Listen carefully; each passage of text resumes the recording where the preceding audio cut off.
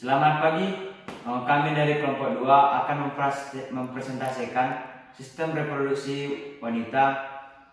Nah, jadi kami kelompok 2, perkenalkan nama saya Franky Munte.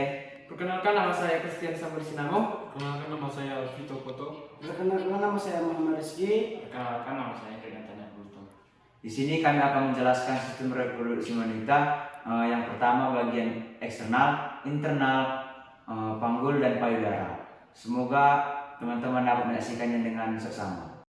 Perkenalkan, nama saya Franky Munte. Nah, pada kesempatan ini saya akan menjelaskan tentang sistem reproduksi pada perempuan pada bagian eksternal. Nah, teman-teman, sistem reproduksi wanita ini di bagian eksternal memiliki 11 organ. Yang pertama mons pubis, yang kedua labia mayora, yang ketiga labia minora, yang keempat klitoris, yang kelima vestibulum, yang keenam bulbus vestibul, yang ketujuh introitus vagina, yang kedelapan himen, yang kelima yang kesembilan perineum, yang ke-10 kelenjar Skene, dan yang ke-11 adalah kelenjar Bartolini. Nah, teman-teman bisa perhatikan bahwa seperti yang saya katakan tadi, mons pubis. Nah, mons pubis ini adalah salah satu organ yang dimana letaknya itu ada di sini, di antara dua kelang paha yang merupakan tonjolan.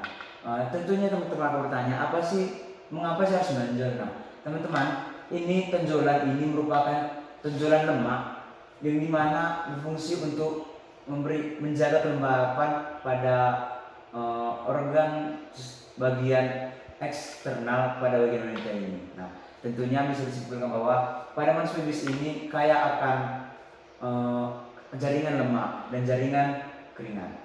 Oke, yang kedua itu adalah labia mayora atau biasa disebut dengan labium majus. Nah, apa sih pengertian ini? Nah, pengertian ini adalah dua lipatan besar yang dimana terdiri atas kiri dan kanan, yang dimana organ ini kaya akan kelenjar keringat, kelenjar bau, dan juga kaya akan jaringan lemak. Nah, oke, yang ketiga itu adalah labium minus atau memiliki pengertian tentang dua lipatan tipis yang tidak tertutup rambut halus pada wanita yang memiliki yang tergantung beberapa jenis jaringan. Yang pertama jaringan lemak dan jaringan bau. Nah, jadi yang keempat itu adalah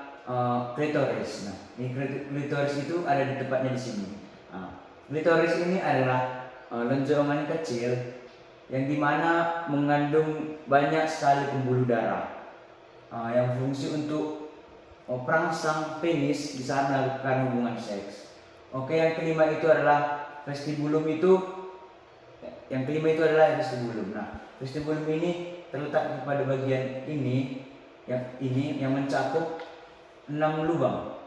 Yang pertama uretra, yang kedua intronius vagina, dan yang ketiga itu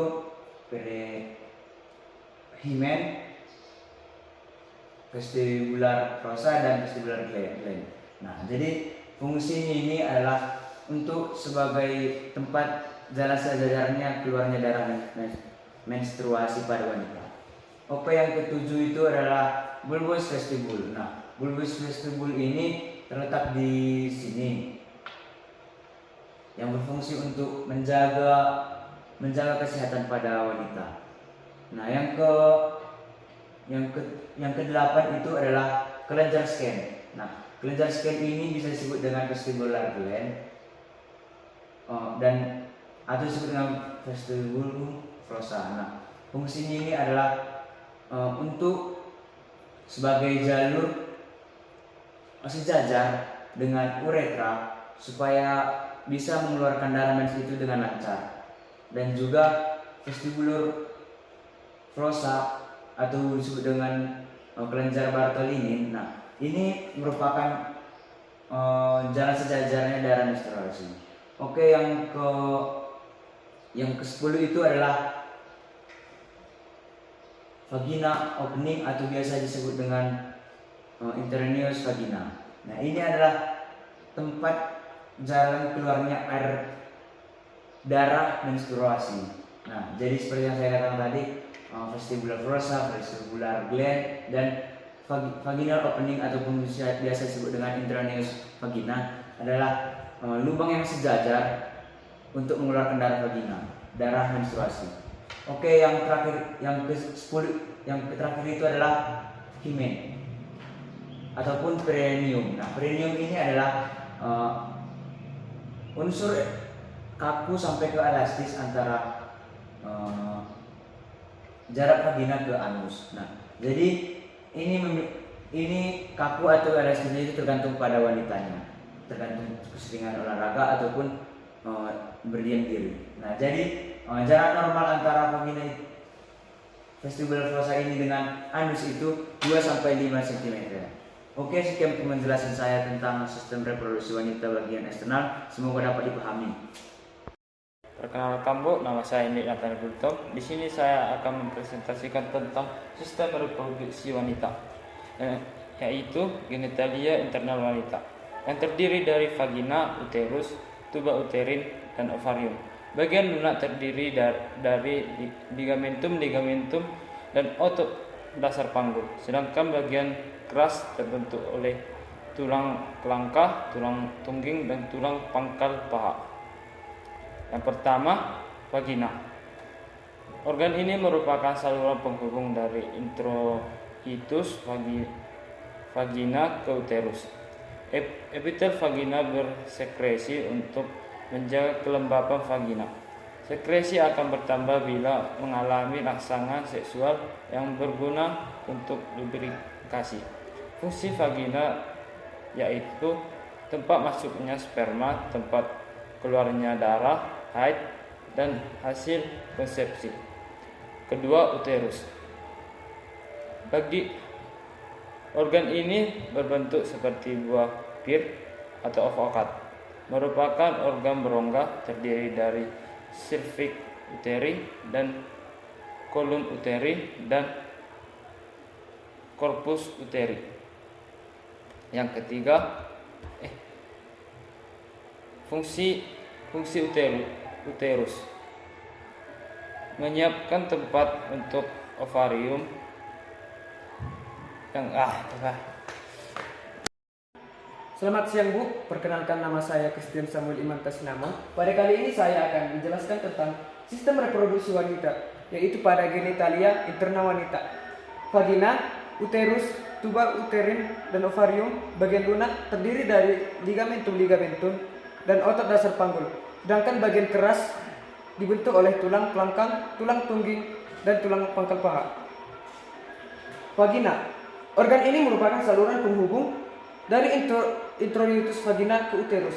Epitel vagina berekskresi untuk menjaga kelembapan vagina. Sekresi akan bertambah bila mengalami rangsangan seksual yang berguna untuk lubrikasi. Fungsi vagina: tempat masuknya sperma, tempat keluarnya darah haid. Uterus. Organ ini berbentuk seperti buah per atau advokat. Merupakan organ berongga, terdiri dari cervix uteri, kolum uteri, dan corpus uteri.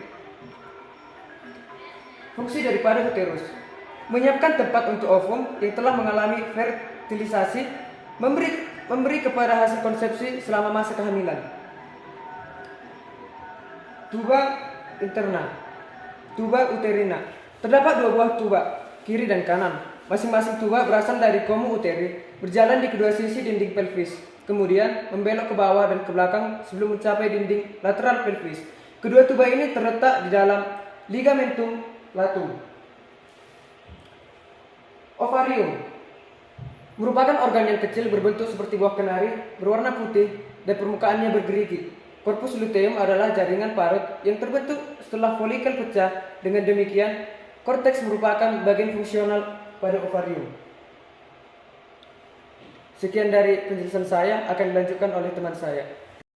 Perkenalkan, nama saya Muhammad Rizky. Di sini saya akan menjelaskan tentang tulang pinggul wanita. Nah, di sini saya akan menjelaskan inilah tulang panggul wanita ya, ataupun bagian laki-laki juga.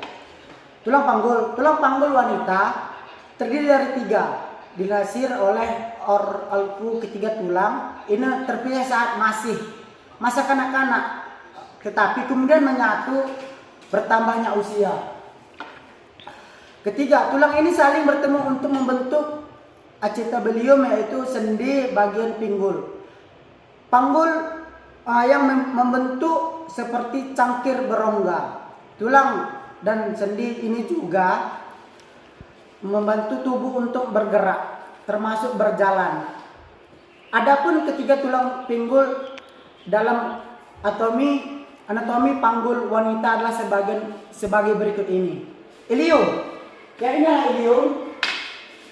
Ini ilium. Nah, ilium adalah tulang utama bagian panggul. Bagian panggul yang utama ini ilium namanya. Tulang ini berada kedua sisi. Tulang belakang dan melengkung ke arah bagian ke depan. Arah ke depan dia, seperti ke depan. Kalau kita pegang pinggul itu akan terasa. Apa itu pubis? Pubis ini. Pubis. Bagian di bawah ini yang melengkung kayak huruf U. Nah, pubis. Pubis bones. Pubis adalah tulang antara dua. Pubis dari dua sisi panggul disebut simfisis pubis, yaitu sendi tulang yang berfungsi melindungi alat kelamin wanita. Jadi dia hampir dekat untuk melindungi alat kelamin wanita. Oke. Ilsium. Apa itu ilsium? Ini ilsium seperti kayak donat, ada bolongnya di tengah. Ilsium. Ilsium adalah tulang yang berada di bawah ilium dan di samping pubis. Tulang ini tebal karena terbentuk dari 2 tulang yang menyatu dan melingkar. Ini ilsium. Tulang ilsium berperan dalam proses persalinan untuk kepala janin. Itu kepala janin itu atau kepala bayi bergerak melalui jalan lahirnya. Inilah ilsium. 2. Sakrum. Sakrum adalah tulang. Inilah sakrum. Mana ya? Sakrum. Ini bagian atas. Sakrum adalah tulang berbentuk segitiga, yaitu berada di bagian belakang panggul. Tulang ini berbentuk dari 5 tulang belakang yang menyatu. 3. Tulang ekor. Apa itu tulang ekor? Ini tulang ekor yang tulis bahasa Latinnya cuci. Tulang ekor di bagian bawah sakrum terdapat tulang ekor yang bahasa Latinnya cuciu. Yang bagian tulang ini terdiri dari 4 tulang Celsius yang di awalnya terpisah. Anatomi dan fungsi wanita. Saya akan menjelaskan sedikit tentang sistem reproduksi pada wanita, yaitu pada payudara. Nah, fungsi payudara pada wanita yaitu memproduksi ASI atau air susu ibu, dan fungsi lainnya adalah berperan dalam aktivitas seksual. Nah, berikut ada beberapa bagian pada payudara, yaitu ada kulit, dan ada areota, ada lobus, ductus, puting, kelenjar Montgomery, dan jaring adiposa. Nah, yang pertama saya akan bahas adalah areola. Areola adalah merupakan bagian yang melingkar di tengah payudara tersebut, yang berwarna lebih gelap daripada kulit, dan areola dapat membesar dan berwarna lebih gelap lagi pada saat wanita hamil atau sedang menyusui. Dan yang kedua, puting. Puting berada di tengah areola tersebut, dan puting berbentuk bulat, kecil, dan menonjol. Puting memiliki beberapa celah yang membuat ASI keluar pada saat menyusui. Dan yang selanjutnya, kelenjar Montgomery. Kelenjar Montgomery terletak di sekitar puting dan areola. Berfungsi untuk menghasilkan minyak kulit yang alami untuk melumas dan melembabkan puting dan areola. Selanjutnya adalah jaringan adiposa. Jaringan adiposa atau jaringan lemak tersebut ini akan menentukan perbedaan besar payudara pada setiap wanita, dan jaringan adiposa tersebut memberikan struktur yang lembut pada payudara wanita tersebut. Dan selanjutnya adalah lobus. Lobus sebenarnya memiliki 15 lagi terdapat struktur yang lebih kecil, tapi saya mengambil yang lebih kecilnya lagi, yaitu lobulus. Lobulus disebut juga tempat ASI dihasilkan. Nah, lobulus juga terhubung dengan ductus mammari. Ductus mammari yang ini teman-teman, terhubung ya, ductus mammari atau saluran ASI.